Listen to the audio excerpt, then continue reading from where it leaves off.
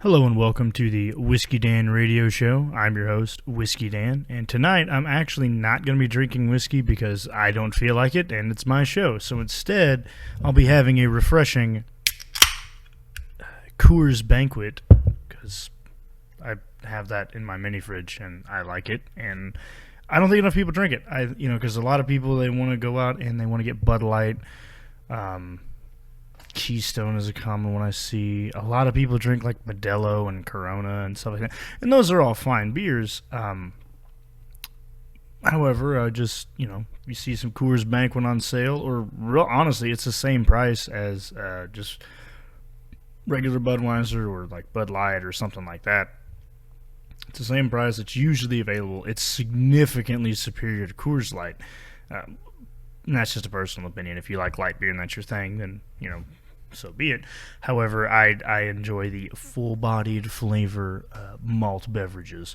I'm just not a fan of the light beer because I have a tap in my sink, and I could just get water for free out of there. I don't have to buy water in a can for way more expensive at a grocery store. So Coors Banquet, though, definitely a solid beer. It's the kind that you can come home to, like after work and like have a nice cold Coors. It's a little more expensive than just like your cheapest beers. It's that notch above your Miller High Life and your PBR, but it's definitely worth a try. You can get a 6-pack of it for like $7-8, I think. Depending on where you go. But if you get the 6-pack, it usually will come in those like short, stubby little bottles. Not the long neck beers, but it looks like a little barrel, and it's pretty cool. I like that. I actually got a 30-pack of it because borderline alcoholic, but I got a 30-pack of it because it was on sale for the same price as Old Milwaukee, and Old Milwaukee is my beer of choice, and I will be talking about that one soon. Just not today. I wanted to power through all the Coors, and then probably next couple episodes will be about a spirit. I got a couple scotches lined up I'd like to try, but definitely if you like full body beers, just those American Pilsners, just that that golden color, that classic American Pilsner, Coors is definitely on up there. It's significantly better than Coors Light in taste and flavor, and it doesn't leave you like, I don't know, every time I have like Coors Light, because if I go somewhere and that's like, oh, it's all I got, man, like I'm not gonna complain, be like, oh, you should have bought that. No, I'm gonna drink it, don't get me wrong. But I don't know, every time I have like a light beer, especially Coors Light, it leaves something to be desired, and Coors Banquet satisfies that desire for me, and I just really like it. It's a good beer to have with your friends and stuff. I was first introduced to it like when I was like a child, because that's what my dad always, that was like his beer of choice when I was growing up, was like Coors Regular. And he usually drinks Coors Light now and Miller High Life, but once a month he'll pick up some Coors Regular, and he's like, oh man, it's always good to come back to. I guess it's one of those things like you drink it for 12-15 years, just kind of get burned out and you just switch on to something different. But it's always something good to come back to, kind of like an old TV show that you like. I guess like Gunsmoke for our grandparents' generation, or like SpongeBob for my generation. I love SpongeBob. Yeah, this beer is like SpongeBob to me, honestly, because I can't do it all the time, just because after like season 3 it really went downhill. But if a season 1 through 3 episode is on, I'll definitely take the time to watch it, because it's just a great show, and this is a great beer. Considering you can get a 30-pack of it, I think the regular retail price is right around $24-25, which is what Budweiser and Bud Light is at. So it's a little cheaper than Corona. One day I'll bust open some Corona or Modelo on this show, and I don't like Mexican beers, but I'm going to do it anyway. I want to try them all. I want to go from one end of the grocery store aisle all the way to the other, and then go to every gas station and try all different kinds of 40s as well. Why not? But as well as doing liquors, and that's going to be fun, because the whole purpose of this show is because the day I turned 21, I went to a liquor store. I actually got to go in for like the first time, and I just saw just a massive amount of just, beer, liquor, and wine, and I don't know where to start, and I didn't feel like bothering the guys up at the desk, so just like, well, I think I like scotch, and I just started out with that.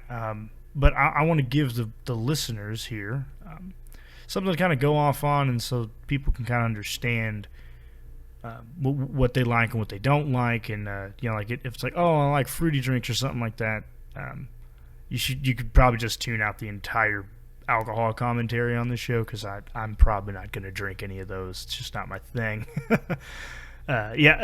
So for future reference, I will be drinking I'll be drinking all of my like hard liquor straight, because that's just how I enjoy them, and that is how God intended alcohol to be enjoyed, by itself with nothing mixed into it.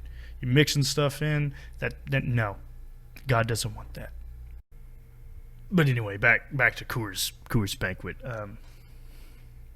And then right now they're doing like a limited edition can thing where they're harkening back to days of old. I don't know. Like, it looks cool. Like, it looks like the can was designed, in like the 1920s, I think. And it's and I like how they do that sometimes. It doesn't look too modern, I should say. And I think like beer and like sports jerseys, I think that they should always kind of look classic. And that's my personal opinion. I don't like it when they try to like update it so much to where it looks like so modern for that specific time. Like, for instance, I'm trying to think of something. Okay, because the current Bud Light logo, it's just the blue can, and then it's got just Bud Light, big bold white letters right there on the front. And there's like that Budweiser logo in the back, the big Anheuser-Busch logo that they put on it. And if you think back, and you probably seen it before, but it's that Bud Light logo where it's like an oval and it's kind of tilted up at an angle. It says like Bud Light on it, and they use that in like the mid to early 2000s. And you see that, and you're like, oh, man, that's, like, really indicative of, like, that. See, to me, beer is something that's timeless, and I don't really think you should mess with the logo, like, too much. So I really enjoy that Coors sticks with just, like, that same color can they have for years, and they've just gone with just this classic minimalist kind of design on it. It's I don't know, I enjoy it. And I'd say minimalist, that's not correct. It's more of a, like a lithograph kind of look to it, so kind of like with those like old west, maybe like up to like the 20s and 30s, where they made this sign to like look like something, but I mean it is kind of minimal because there's not like a lot of color and stuff to it, so I guess that's what I was trying to say. I don't know, it's a cool looking logo, it's a great taste in beer, it's definitely worth the price, especially if you can get it on sale. The only problem is that the cans, they make them shaped a little different. The 12-ounce cans, they're like taller and thinner. So if you got like a mini fridge that has like a little can chute on the side, they won't fit into that.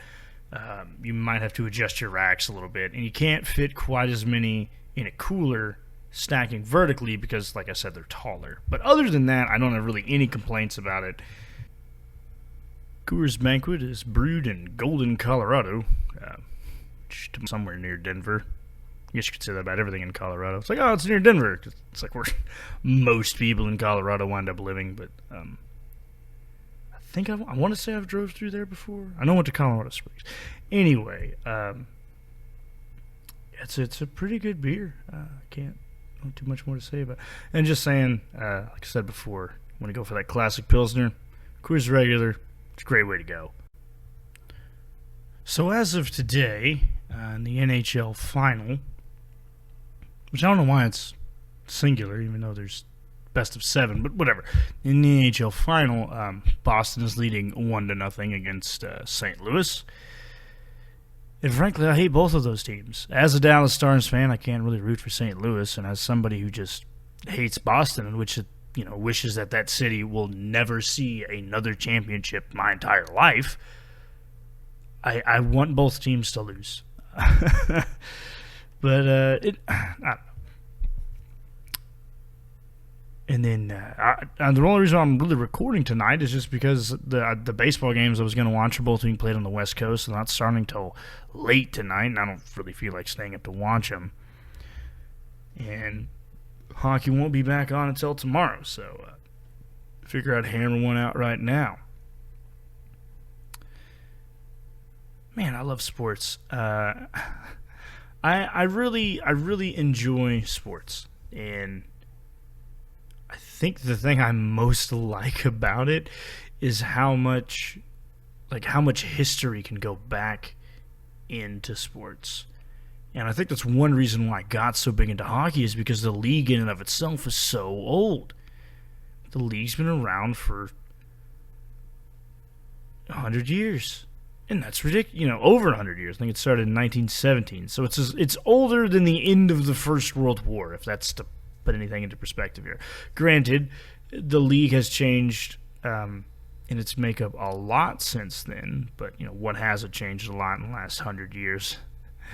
Look to the map of Europe for that. But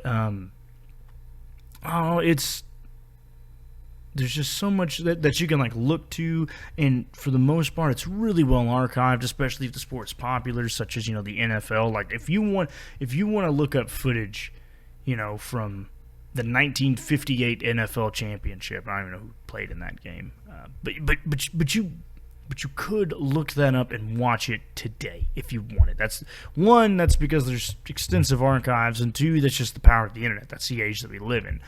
And you could do the same thing with a hockey game. If you wanted to watch, some game in 1987, you absolutely could. You could just have to find where that archive is and maybe pay a small fee, or maybe it's uploaded for free. In the United States, there's really, sports, 4 leagues that kind of reign supreme. And you got the NFL, the MLB, the NBA, and the NHL. Football, baseball, basketball, and then hockey. The one that I can't get into is basketball. I just can't do it. And right now, the finals are going on. You got the Toronto Raptors playing against Golden State. I want the Raptors to win. Not that I don't think I've actually sat and watched an entire basketball game, except for maybe Game 7 when the Mavs won, I want to say. I know I watched at least one game then, but that was in 2009, I want to say. So that was forever ago, 10 years ago.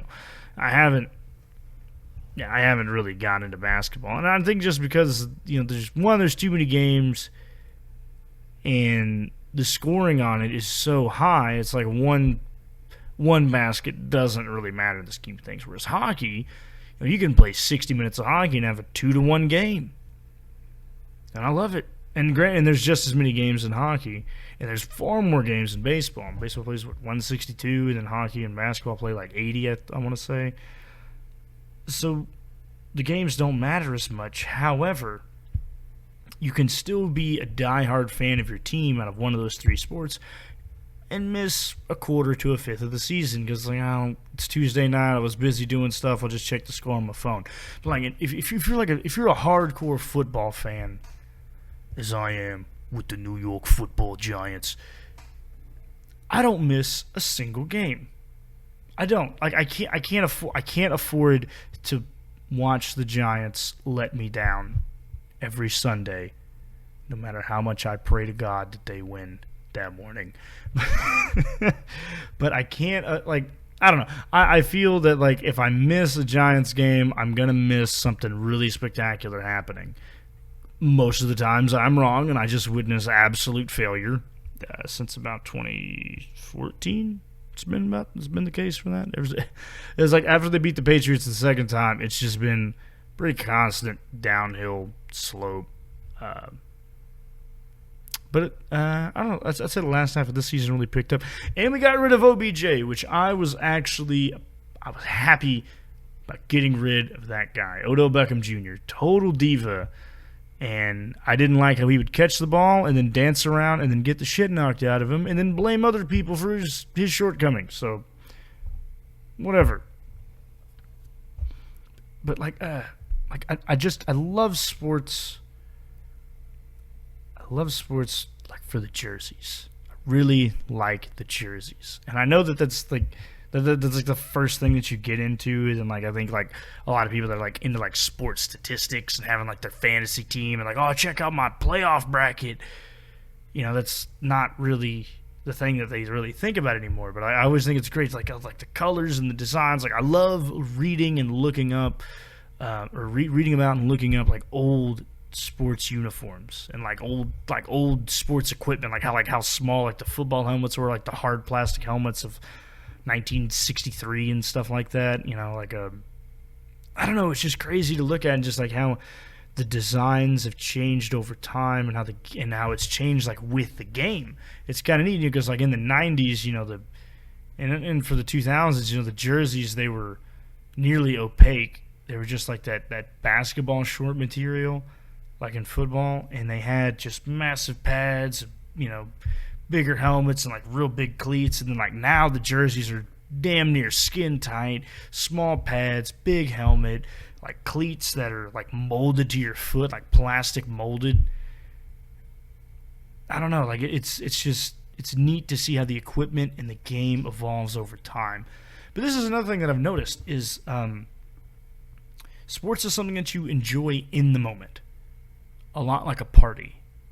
You enjoy it in that moment, and then after that, you just kind of recollect about it, but you don't really go back and watch it too much, unless you're in the game itself and you're watching film to prepare yourself for the next opponent, or to look at mistakes that you had made. But most people aren't going to go back and like, oh, let's watch Redskins and Cowboys, November 17th, 2002, whatever. Like, you're not really going to go back and, well, I guess it would be like a Thanksgiving Day game, but for the most part, you're not really going to go back and and watch that. You're just going to watch the moment, and then you're going to go on with the rest of your day. Speaking of going on with the rest of your day, to all the sports fans out there that let their team losing ruin their entire weekend and cry about a loss, like, unless you were down there with the team, or unless you're part of a team, you have no reason to have that get you down. As just a fan, you're sitting in your room or your house or whatever, you're just watching the game, and your team loses, and you start crying about it, you get super upset. You need to get over yourself. One thing I've noticed is the people that do that have actually probably never played that sport themselves. I played football for 8 years and loved it. Still love it. And we lost a lot because we were not very good. The best season that we ever had while high school. In my 8th grade team, we only lost like one game that year. Great year. But high school, my senior year, we went 5-5. That was the best. That was the best season we had, and yeah, I loved it. Winning 5 games, felt on top of the world. We beat our rival. We won a lot of home games, and then we played in our district, and our district was way better than us. We had an awful coach, and yeah, I tell you what, I had some bitter tears coming back on some of those away games, but I played in that, and I felt like I gave it my all, and that's why that happened. But if you're just sitting in there watching watching the game, eating your Cheetos Puffs, and you're crying about how your team lost the big game or whatever, you need to get over yourself. And likewise, the same people who do that are the same people who, like, when their team wins, they're in everybody's face about it. And now you're just being a fucking jackass, and you should probably stop doing that. And while I do love sports, sometimes the fans of sports are just awful fucking people. And this is what I want to dive into today, is how just awful some sports fans can be. Now, I am a big Dallas Stars fan. That is my hockey team. And in the East, I like to pull for the Detroit Red Wings. They're a classic NHL team, and they are the red team. And they suck, so it's easy to kind of pull for them. I always like pulling for the underdog. And they're in the Eastern Conference, so they don't really play the Stars. So I noticed this. I was standing in line for a concert. I want to say it must have been March or something like that. Late March, early April. Because it was the last regular season game, and it was going on in downtown Dallas. And that's where the concert was, and the game was at American Airlines. And there was a guy in line for the concert, and he had a Detroit Red Wings jersey on.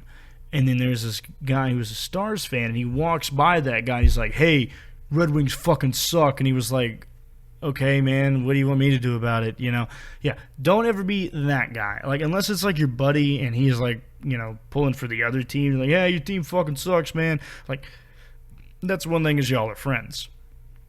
However, yeah, don't be that guy who does that like online or to other people where they wear like the other team's jersey. It's not okay. Because that just makes you look like a jackass, and it makes me look like a jackass if we're pulling for the same team, and you just made our whole organization look bad. If you don't have anything nice to say to that guy, don't see any Dallas Cowboys crap every day I drive. But I don't do anything about it, because I'll let those people never see another Super Bowl again. And I'm perfectly okay with that. Oh, man. Cowboys fans are the worst. I say that because I'm around them all the time. I'm pretty sure it's Eagles fans, probably the worst. Philadelphia Eagles.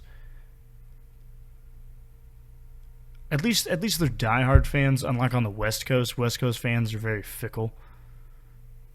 And like all the Chargers fans, oh, you left our city, so we're not gonna, buy your jerseys anymore, Phillip Rivers. Well, the city of San Diego voted on them to not have a stadium anymore. What do you want them to do? Whatever. And then nobody was an LA Rams fan when they first moved back to LA. Then they get a Super Bowl run. Now everybody is a Rams fan. I hate bandwagon fan bases.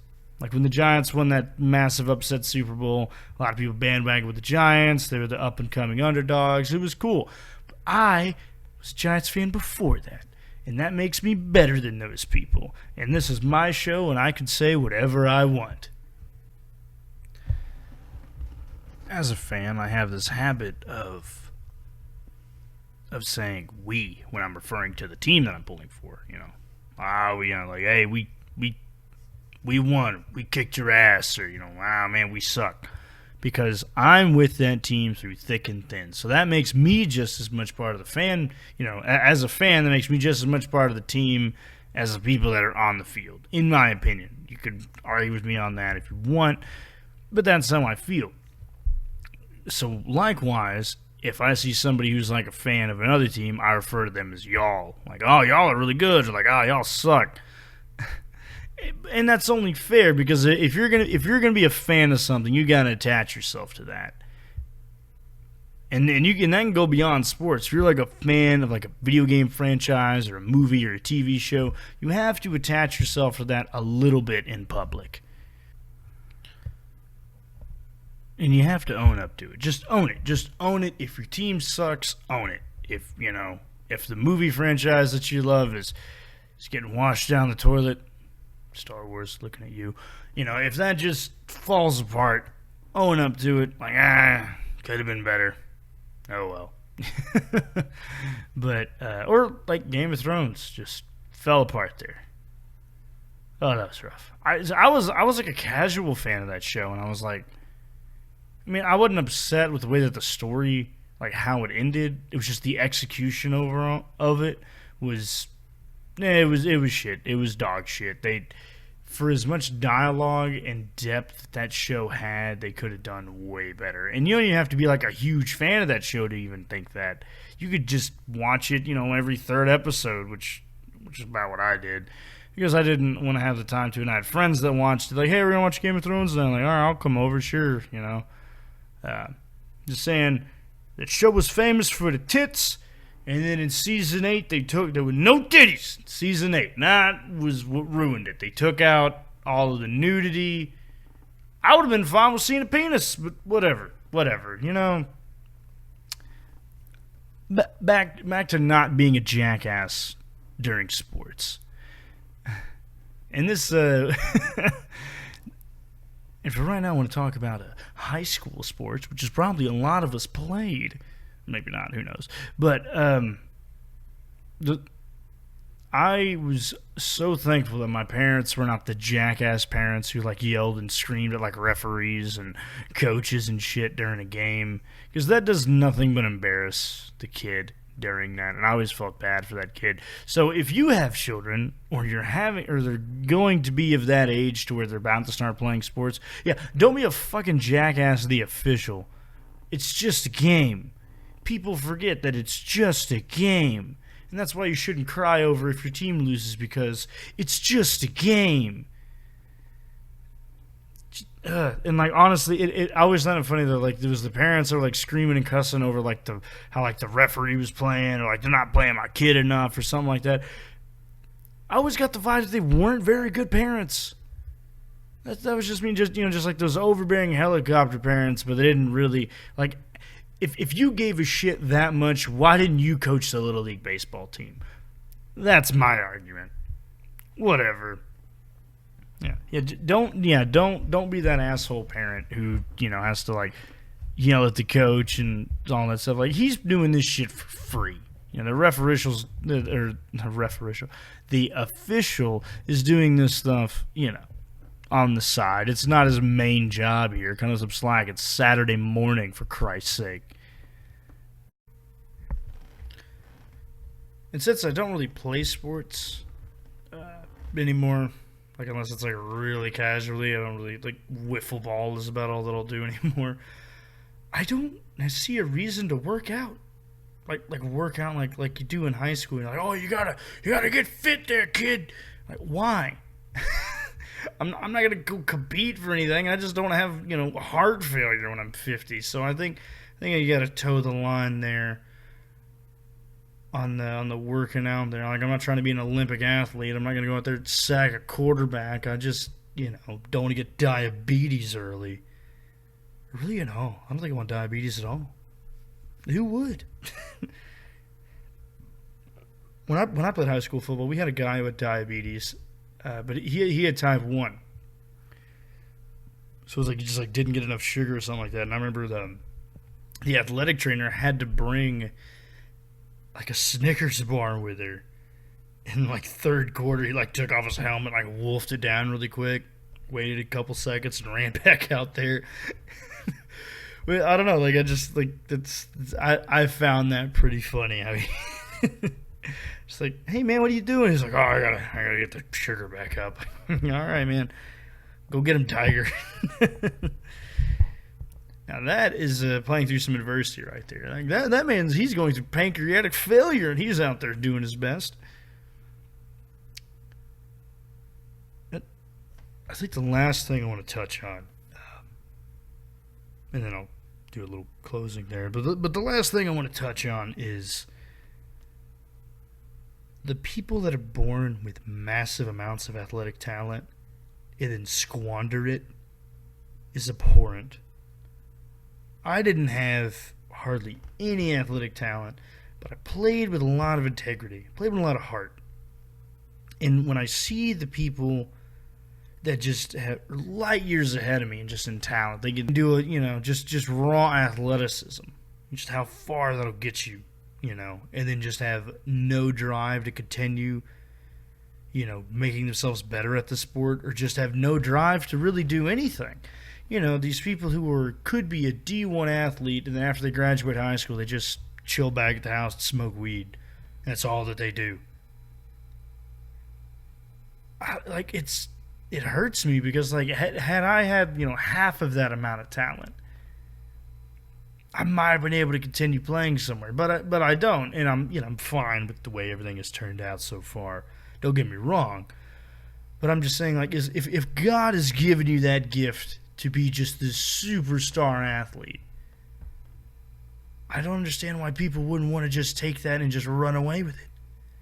And I really think that's what separates, outstanding collegiate athletes between outstanding NFL athletes, because they're just professional athletes.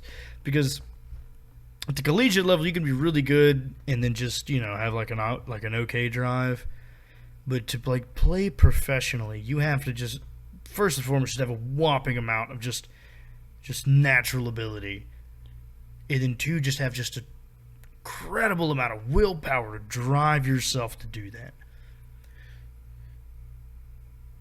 I mean, I don't think I'll ever have a kid with any amount of athletic talent, considering who I am.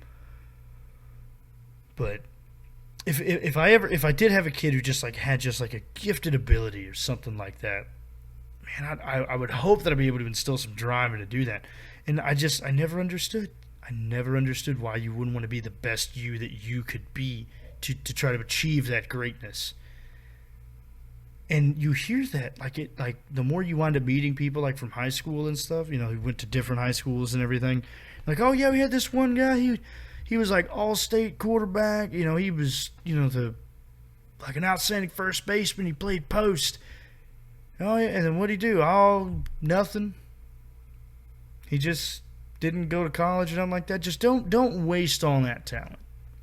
So the takeaway from tonight's episode is don't be a fucking dick when, you know, your sports team is good. Don't be a crybaby when your sports team is bad. And if you have a shitload of natural ability, you know, you milk that for what it's worth and you take it as far as you can, because it could be anything from free college to, you know, $1 million home. You know, you get that rookie contract, get yourself a Lamborghini. Nah, I'm just kidding. I don't even think you get that much for a rookie contract, depending on your sport. But yeah, that's the closing for tonight. Enjoying some banquet beer and love talking about sports. Hopefully, I'll get a guest on soon if anybody would, you know, fucking text me back about being here. If you would like to suggest an alcohol or really a spirit or a whiskey or any other type of alcoholic beverage, not wine and not any nothing fruity, but I'll take a gander at it. I'll pick it up and give you my take on it for the opening segment. And if you have a topic that you'd like for me to discuss, please email me in at whiskydanradio@gmail.com. This is your host, Whisky Dan, signing off for the night. Drive safe to work in the morning, everyone.